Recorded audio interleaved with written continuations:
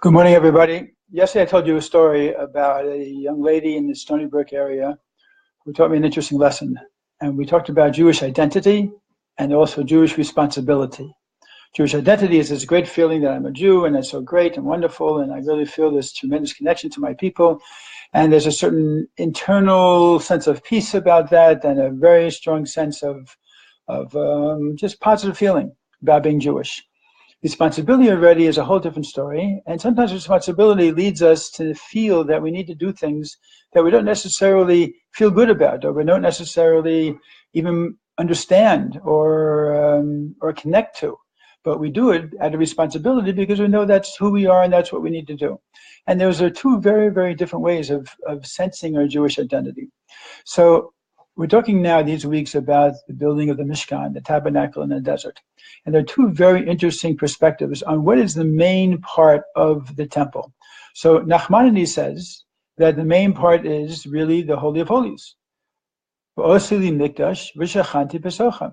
for me a dwelling place, make for me a tabernacle, and I will dwell in them. So that's basically what he says the main purpose of the building of the tabernacle is. The Torah itself says it. However, Rambam, the Maimonides, disagrees with him. Rambam says, no, the main purpose of the temple and the tabernacle is really the sacrifices that are to be brought by the Jews in the temple. And it's not just the room, the 10 by 10 room that was there that held the luchos and the tablets and the Aron Kodesh, and then in the special box that was made by Oliova, that these are not the main part of the temple. The main part is really the day-to-day grudging of making those korbanos, making those sacrifices happening, because they give a nachas ruach, give a special pleasure to Hashem, which Hashem describes in the Torah, which is very, very unique. So the question is, which is right? Who is right? Is it Nachmanides or is it Maimonides? So let's translate these two different perspectives into something that's a little more relevant to our lives as Jews today. So according to Nachmanides, I would relate him to what the Jewish identity is all about. In other words, feeling that you are a dwelling place for God, that you can work on being able to be connected to God and feel that extra tingle or feel that extra feeling of being uplifted and connected to something greater than yourself and bigger than yourself is a very, very strong feeling, and it's a strong motivation also, whether it be for prayer, whether it be for doing a mitzvah, whether it be for doing a good deed for somebody else, whether it be for meditation, whatever the situation might be. It's a solid way to be able to connect to Judaism and feel that upliftingness that Judaism can offer. On the other hand, Maimonides says something very different. He says, you know what? That's very nice, but that's not necessarily the ultimate goal. That's not necessarily the ultimate tachlis, purpose. And he says that when it comes down to it, the important thing is that every single day we are bringing those korbanos. And how do we look at korbanos, at the sacrifices? Well, in this week's parsha, in fact, it says, Adam ki yakriv mikem korban la'avaya. A person who brings close, in other words, brings a korban, from you the korban should be. So the question is, why doesn't it say a person amongst you should bring a korban? Why does it say that person brings a korban, and from you that should be? So Chassidus explains that really the korban comes from us. The sacrifice is really our sacrifice. Sure, in the times of the temple, people would actually bring a physical animal, or bring flour, or bring a bird, or whatever the particular korban might be. But today, how do we bring a korban? We bring a korban from ourselves. We sacrifice something of our own.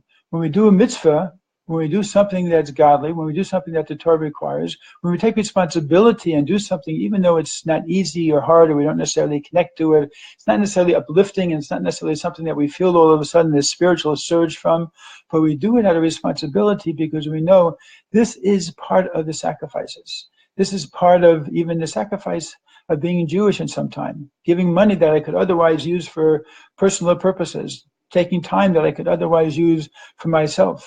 These are all sacrifices that we make when we do something that's Jewish, when we feel that it's not necessarily 100% in line with what we would normally like to do. So as a result, we have these two things pulling on us. We want to be like Nachmanides and feel that special Shekhinah, that divine presence in our being. On the other hand, we feel this responsibility of being Jewish, according to Maimonides, that the sacrifice is the main thing. And the fact is that both are important. The Torah, of course, puts both of them into the temple, and Torah but makes both of them part of the temple. So it's not like Nachmanides is saying that the sacrifices are not important, or that Maimonides is saying that the temple, the Holy of Holies, with the Luchos and the Shekhinah, the divine presence coming down into the building, is not important. No, that's not what they're saying. What they're saying is that both are important, but what is more important? What is the ikar? What is the main purpose for why God established the temple? For us, though, we have both of them. In fact, the Talmud has a very interesting discussion in Masechta Kedushin, goes back and forth concerning what's more important, Torah or mitzvahs. Torah, which comes straight from Hashem, which is part of Hashem's wisdom, and that's something that we feel elevated by, and we feel that we're connecting to Hashem. We're doing a mitzvah that really elevates our intellect and helps us to really guide our lives in terms of living on a higher plane.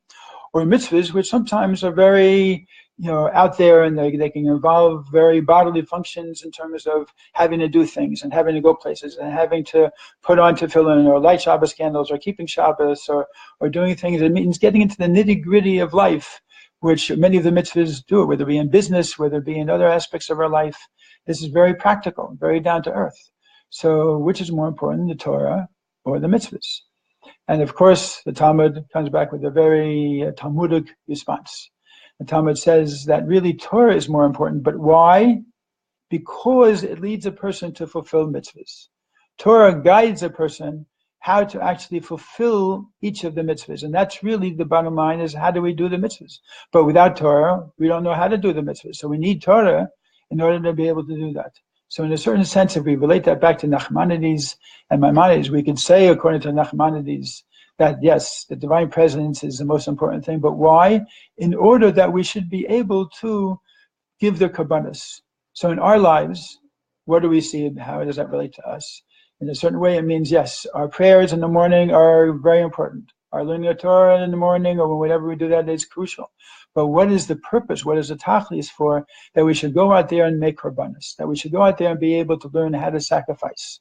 How to be able to give up a little of our own self, to give out for another Jew, to have Avos Yisrael, to be able to sacrifice, whether it be in money or time, or whether it be in terms of our own personal fulfillment of mitzvahs, whether it be dealing with our children or our parents, whether it be dealing with our bosses or our employees, that those sacrifices are really a key part of who we are, and what makes us Jewish, and what makes Judaism so fulfilling on the inside, deep, deep within us. Because in some ways, that type of sacrifice reaches even deeper to our core than even the most uplifting and the highest of experiences of learning Torah or having a great time in prayer and meditation and feeling closer to Hashem.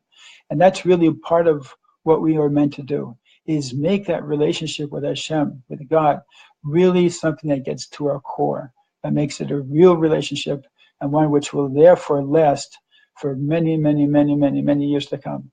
God willing, each of us should be able to improve that relationship, and our improvement of that relationship through our actions and our mitzvahs all around us should help put another brick in the base of Mikdash to bring Mashiach even closer and closer.